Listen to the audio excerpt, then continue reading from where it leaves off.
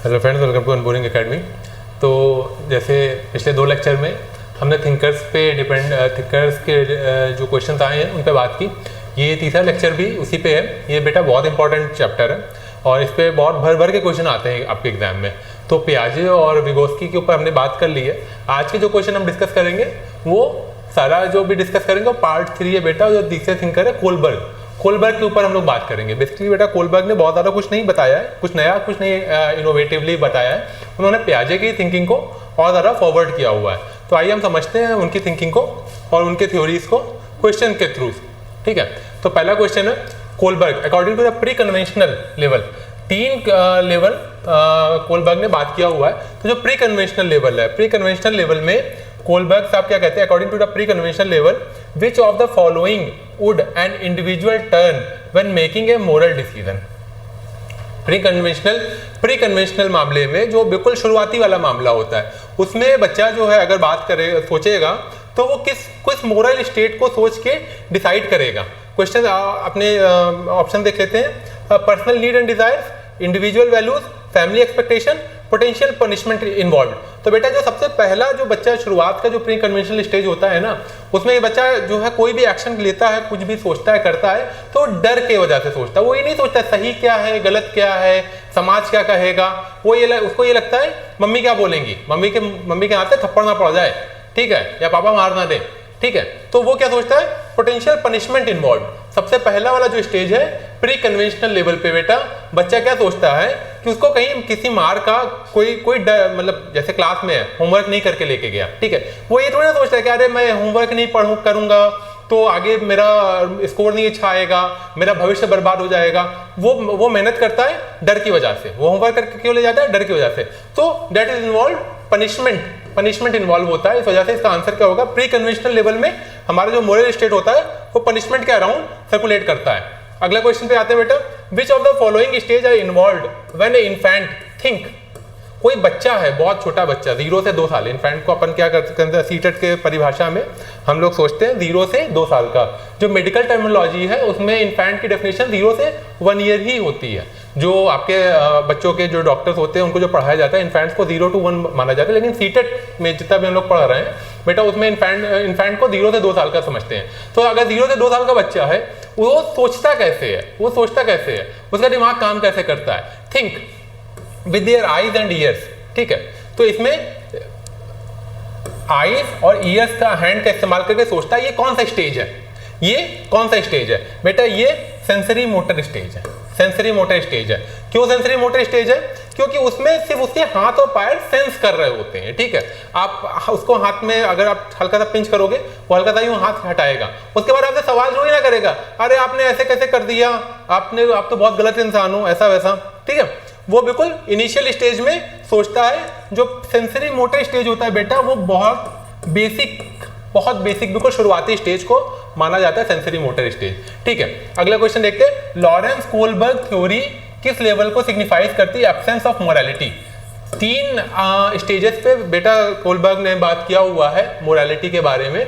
तो कौन सा स्टेज है जिसमें मोरालिटी बिल्कुल एग्जिस्ट ही नहीं करती है। क्वेश्चन है, अगर आप समझिएगा कि किस चीज के ऊपर एब्सेंस रहेगी, ऑब्वियस सी बात है पहले पे एब्सेंट रहेगी, दूसरे पे थोड़ी ज्यादा आएगी और तीसरे पे बिल्कुल फुल फ्लोन आ जाएगी, ठीक है।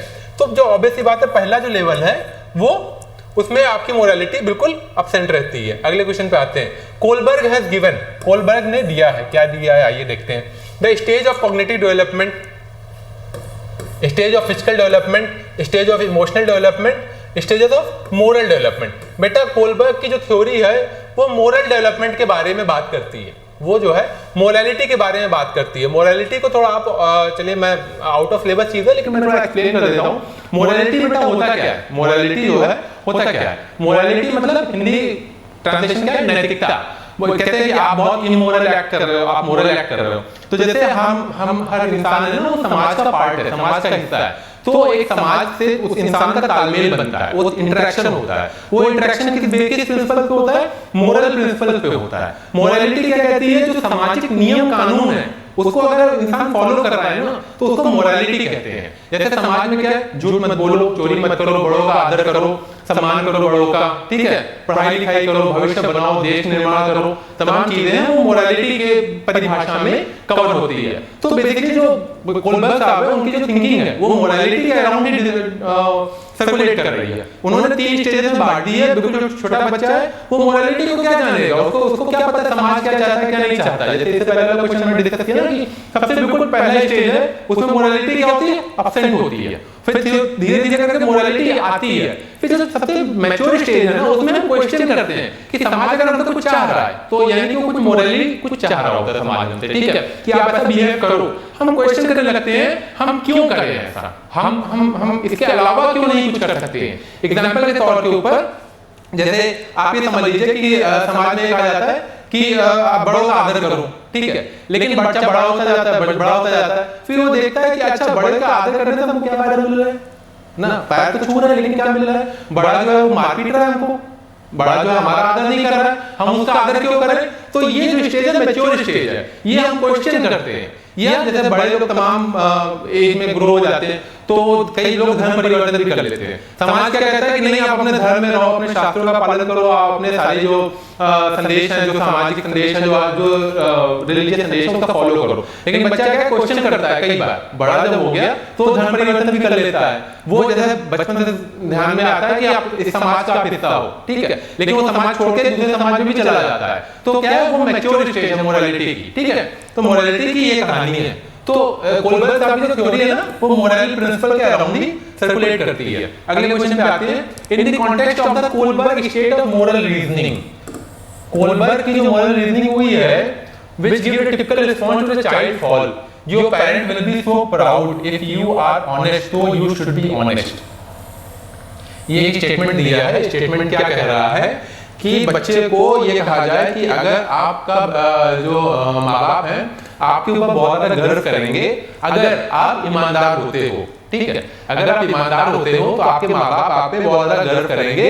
ये कौन सा स्टेज है, किस स्टेज के बारे में हम बात कर रहे हैं। मोरल प्रिंसिपल के अलग अलग स्टेजेस दिए ना कोलबर्ग ने, तो ये कौन सा स्टेज है बेटा, इसमें ये स्टेज ये है कि अगर जैसे बिल्कुल शुरुआत का स्टेज होता, ठीक है, आप समझिएगा क्वेश्चन को, बिल्कुल शुरुआत का स्टेज होता तो उसको मोरालिटी तो समझ में नहीं आती। आपके माँ बाप आप पे गर्व करेंगे, 2 साल के बच्चे को जाके बोलो उसको फर्क ही नहीं पड़ता, उसको क्या पता गर्व करना क्या होता है, ठीक है। तो उसमें मोरालिटी एग्जिस्ट नहीं कर रही है, ठीक है। 7-8 साल का बच्चा हुआ उसको आप कहोगे या जो है बिल्कुल मैच्योर आदमी है, ठीक है, उसको ऑनेस्टी की अगर बात करोगे तो उसको आप ये नहीं कहोगे। अगर कोई 35 साल का बच्चे 35 साल का आदमी है, चोर है, पुलिस पकड़ के ले जाती है, कहते बेटा तो भैया चोर जी आप बड़े डिसऑनेस्ट थे, आपके माँ बाप आप पे गर्व नहीं करते हैं, बड़ा बेवकूफी वाला स्टेटमेंट है, ठीक है। तो उनके माँ बाप से जोड़ा नहीं जा रहा है। जो बीच वाला जो स्टेज होता है ना, जो बीच वाला स्टेज होता है उसमें माँ बाप से जोड़ के मोरालिटी को बात करते हैं। जो सेकंड स्टेज है, सेकंड स्टेज किस बारे में बात करता है, good girl good boy orientation. Good girl good boy orientation के बारे में बात करता है जो सेकंड स्टेज है मोरालिटी का, ठीक है, जो कोलबर्ग की थ्योरी में है। तो इस वजह से इसका बी आंसर हो जाएगा। व्हिच अकॉर्डिंग टू जीन पियाजे की necessary learning, according which of the following, इसमें से नेसेसरी लर्निंग क्या है, ठीक है, जो इंपॉर्टेंट लर्निंग का क्या तरीका है। Observing the behaviour of the adult के बिहेवियर को ऑब्जर्व करना। ये अगर जीन पियाजे की जगह अगर जो आपके तीसरे थिंकर हैं विगोस्की हैं, अगर वो दिया होता तो ये सही हो जाता ऑप्शन। लेकिन हम पियाजे के बारे में बात कर रहे हैं बेटा, मैं पिछले 2 लेक्चर से बोल रहा हूँ, आप इन एंड आउट और आउटर इन के कॉन्सेप्ट को अगर आप समझ गए तो आपका कोई भी क्वेश्चन गलत नहीं होगा, ठीक है। तो पियाजे जो है वो इन टू आउट जाते हैं, विगोस्की क्या है, आउट टू इन आता है, ठीक है। तो ये आउट टू इन वाली बात, इन टू आउट वाली बात हो रही है।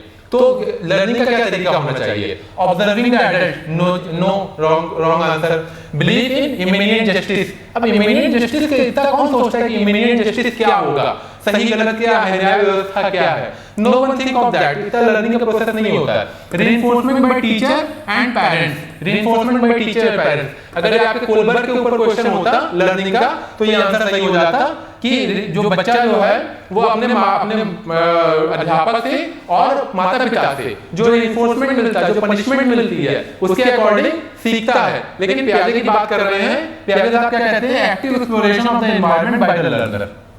ये ऑप्शन सही हो जाएगा। अगले क्वेश्चन पे आते हैं। कोई 5 साल का बच्चा है, वो खुद से बात कर रही है, बिटिया है कोई, वो बात कर रही है टी शर्ट को फोल्ड करते करते।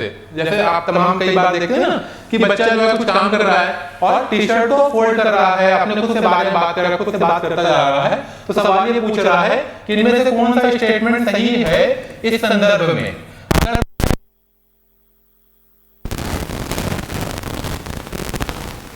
जैसे कि कहीं की अपनी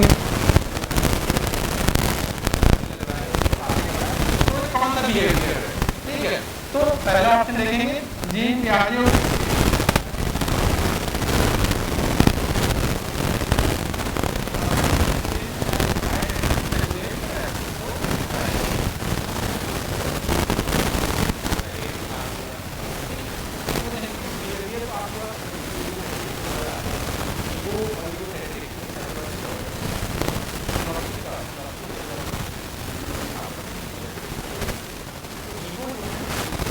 आता है।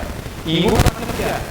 ईगो यानी कि आप उस सारी ब्रह्मांड के सेंटर में आप हो। कोई बहुत बड़ा ईगोइस्टिक आदमी है, ठीक है, वो उसका क्या मतलब है, वो क्या सोच रहा है दिमाग में कि जो पूरा ब्रह्मांड है पूरा घूम रहा है ना चौतरफा, हमारे चारों तरफ पूरा चांद तक घूम रहे हैं, हमारे अराउंड घूम रहे हैं, यानी कि वो सबसे इंपॉर्टेंट इंसान है दुनिया का। ठीक है, इगोइस्टिक इंसान कौन है? इगोइस्टिक इंसान कहते हैं कि बड़ा ईगो वाला इंसान है। वो क्या उसका क्या मतलब है? ईगो इंसान की साइकी, इगोइस्टिक इंसान की साइकी क्या होती है? वो अपने दिमाग में ये सोच के चल रहा होता है कि पूरा ब्रह्मांड मेरे अराउंड घूम रहा है, मैं ही मैं हूँ, मेरे को ही सब लोग रिस्पेक्ट करो, मेरे हिसाब से ही काम करो, मेरे हिसाब से बात करो। अगर मुझे किसी ने डिस्टर्ब किया, मेरी सोच को डिस्टर्ब किया, वो इंसान मेरे लिए काम करने के इंसान सही नहीं है। ठीक है, इस तरीके की सोच अगर किसी की है तो क्या कभी कोई सीख पाएगा? कभी कोई अच्छा लर्नर बन पाएगा? ठीक है, नहीं बन पाएगा बेटा। अगर आपको ये लगने लगेगा कि मैं ही मैं हूँ और मेरे को सब कुछ पता है, ठीक है, तो इंसान सीख नहीं सकता, नई चीजें नहीं सीख सकता। वो कबीर जी का दुआ है ना कि सब अंधियारा मिट गया जब दीपक देखो माही। ठीक है, जो अपने अंदर में, अगर आपके अंदर में अहंकार भरा हुआ तो आप कभी सीख नहीं पाओगे। आप सोचोगे कि मेरे को तो सब कुछ पता है पहले से, थिंकर वगैरह पढ़ लिया है, क्या वीडियो देखना, क्या किसी के बारे में जो है कि किसी का जो है नॉलेज से देखना, हमको तो सब कुछ आता है। बेटा ऐसा इंसान कामयाब नहीं हो पाएगा। नॉलेज जितने जहां से आ रही हो, जितने तरफ से आ रही हो, उसको आने देना चाहिए। वो आने के लिए स्टेट ऑफ माइंड चाहिए होता है। अगर आप egoistic state of mental state में हो ना तो आप कभी सीख नहीं पाओगे। सीखोगे कैसे? जब आपके दिमाग में ये रहेगा कि आप जानते तो हो, ठीक है, लेकिन स्कोप है इंप्रूवमेंट का। You should always feel like there is always scope of improvement. थोड़ा तो इंप्रूवमेंट की गुंजाइश है, चाहे वो हमारे गांव का प्रधान हो, चाहे मोदी जी हो, हर इंसान में, चाहे बराक ओबामा हो, दुनिया का एलन मस्क हो, दुनिया के हर इंसान में इंप्रूवमेंट की गुंजाइश होती ही होती है। ठीक है, अगले क्वेश्चन पे आते हैं बेटा। देखो प्याजे आपके बड़े क्वेश्चन है। अकॉर्डिंग टू प्याजे the children thinking different in, दो ऑप्शन, दो जगह खाली है, फ्रॉम एडल्ट देन इन। प्याजे साहब ने क्या बोला है कि आपकी थिंकिंग किस तरीके से अफेक्ट करती है बड़ों की थिंकिंग से, बच्चे की थिंकिंग बड़े की थिंकिंग से किस तरीके से अलग अलग होती है। तो अमाउंट की बात नहीं हुई है, प्याजे साहब ने अमाउंट की बात नहीं, प्याजे साहब ने साइज की बात नहीं की है, प्याजे साहब ने प्रकार की बात की है कि जो बच्चे की थिंकिंग का जो प्रकार होता है ना वो अलग होता है। प्याजे साहब ने बच्चे की थिंकिंग के प्रकार को अलग कहा है।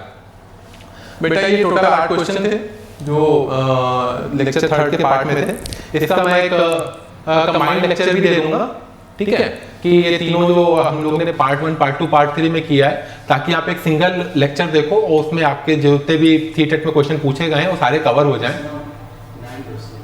वो सारे कवर हो जाएं। अच्छा, ये एक और क्वेश्चन बच गया है, चलिए ये भी देख लेते हैं। देखिए पीपीटी में एक और क्वेश्चन था, इसको भी हम लोग देखते चलते हैं, निपटाते चलते हैं। विच of the following is example of scaffolding. बेटा स्कैफोल्डिंग की हम लोग ने इससे पहले वाले थिंक के लेसन में बात किया हुआ है। स्कैफोल्डिंग क्या होता है? स्कैफोल्डिंग का मतलब ये होता है कि कोई बच्चा कोई काम करने की कोशिश कर रहा है, लेकिन अगर अकेले बैठा दो तो काम नहीं कर पाएगा। लेकिन अगर उसके साथ में कोई गाइड आ जाता है, कोई मेंटर आ जाता है, कोई टीचर आ जाता है, तो उससे थोड़ा बहुत सीख के वो इंसान काम कर देता है। इस चीज को स्कैफोल्डिंग कहते हैं, ठीक है। तो स्कैफोल्डिंग के क्या क्वेश्चन पूछा गया? स्कैफोल्डिंग बहुत इंपॉर्टेंट टर्म है, देखिए 4-5 टर्म बहुत इंपॉर्टेंट है। स्केमा हो गया, स्कैफोल्डिंग हो गया, ठीक है, मोरल स्टेट हो गए। ये चीज आपको पता होनी चाहिए अगर आप सीटेट के एग्जाम देने जा रहे हो और ये थिंकर से आप चाहते हो कि क्वेश्चन आपके सही हो जाए, तो ये 4-5 टर्म आपको पता होने चाहिए। Scaffolding is very important term for your CTET exam, ये एज इट इज उठ के आ जाता है, ठीक है। तो स्कैफोल्डिंग का मतलब क्या है? Give the prompt and cues and asking questions at a critical juncture, ऐसे सवाल पूछना बच्चे से जो प्रॉम्प्ट करे और क्यूज करे, ठीक है। अगला ऑप्शन देते हैं giving the motivational lecture. Motivational lecture के बारे में बात नहीं हो रही है, ठीक है। मान लो कि कोई बच्चा ट्रांसलेशन करने की कोशिश कर रहा है, उसको इज एम आर वाज वेयर का प्रयोग नहीं पता है, टीचर आता है और बड़े बड़े मोरल लेक्चर देने लगता है, काम नहीं होगा, वो ट्रांसलेशन नहीं कर पाएगा, ठीक है। Offering explanation without encouraging question, ना जी, क्वेश्चनिंग को हमेशा इंकरेज करना चाहिए, बच्चे की क्वेश्चनिंग को हमेशा इंकरेज करना चाहिए। Offering both material and non material reward, rewards की बात नहीं हो रही है, ठीक है। तो हमारा सीधे सीधे ऑप्शन आ जाता है, यही है, giving prompt and cues and asking question at critical juncture, ताकि बच्चे के दिमाग में धीरे धीरे आप उससे पूछो कि अच्छा बेटा प्रेजेंट इंडेफिनिट की परिभाषा क्या है, पास्ट इंडेफिनिट की परिभाषा क्या है। अगर वो इज एम आर वाज वेयर का प्रयोग नहीं कर पा रहा है तो उसके दिमाग में खुद ही आ जाएगा कि जो सेंटेंस है वो भूतकाल का है, तो हमको वाज का प्रयोग करना है, ठीक है। वो लिंक नहीं बना पाता है, तो जब कोई गाइड आता है ना, वो लिंक बनवा देता है दिमाग में। आपके दो अलग अलग दिमाग भी तो कंप्यूटर के तरीके ना, फोल्डर्स अलग अलग बने होते हैं, दो फोल्डर्स में लिंक बनाने के काम को स्कैफोल्डिंग कहते हैं। वो लिंक कौन बनाता है? कोई मैच्योर इंसान ही बनाएगा, कोई टीचर ही बनाएगा, ठीक है। ये स्कैफोल्डिंग कह रहा है। तो क्रिटिकल क्वेश्चंस को हम क्यूज यानी कि कोई ना कोई हिंट क्यूज को हिंट कहते हैं, ठीक है। Asking question at critical juncture, ठीक है बेटा। ये टोटल 9 क्वेश्चन थे और उम्मीद करते हैं कि आपको चीजें समझ में आई होगी, थिंकर समझ में आए होंगे। अगर देखिए सीधी सी बात है, हम लोग का बेसिकली फोकस बेटा शुरुआत से अभी तक यही है कि अगर आप नहीं जानते हो, कोई क्वेश्चन आप पढ़ रहे हो, जैसे आप यूपीएससी का एग्जाम लेने जाओगे, बहुत पढ़ के जाता है इंसान, ठीक है। लेकिन कई बार होता है नहीं आता है, 100 क्वेश्चन आते हैं पहले, उसमें 100 में से 50-55 नहीं आ रहा होता है, उससे ज्यादा नहीं आ रहा होता। उसके बाद आपकी क्रिटिकल रीजनिंग, अंडरस्टैंडिंग, जैसे क्रिटिकल रीजनिंग सुनते हो ना आप, क्रिटिकल रीजनिंग इसी को कहते हैं। कि क्रिटिकल रीजनिंग किसको कहते हैं? कि ऐसे हालात पैदा होना जहां पे आपको नहीं दिख रहा है रास्ता क्या, उसके बाद भी आप अपने एग्जिस्टिंग रिसोर्स का यूज करके आप रास्ता बना ले जाओ, इसी को क्रिटिकल थिंकिंग कहते हैं। और क्या होता है? तो क्रिटिकल थिंकिंग करके अगर आपको आंसर नहीं भी पता है, उसके बाद भी अगर आप 3 आंसर को एलिमिनेट कर पा रहे हो, ठीक है, चौथा ऑब्वियस ही बात है सही हो जाएगा। वो हमारा टारगेट है कि ये जो लेक्चर सीरीज चल रही है, इससे आपकी क्रिटिकल थिंकिंग को खोला जाए। और बाकी तो सभी मेहनत कर ही रहे होंगे। चलिए, इस लेक्चर में इतना ही। Thank you so much.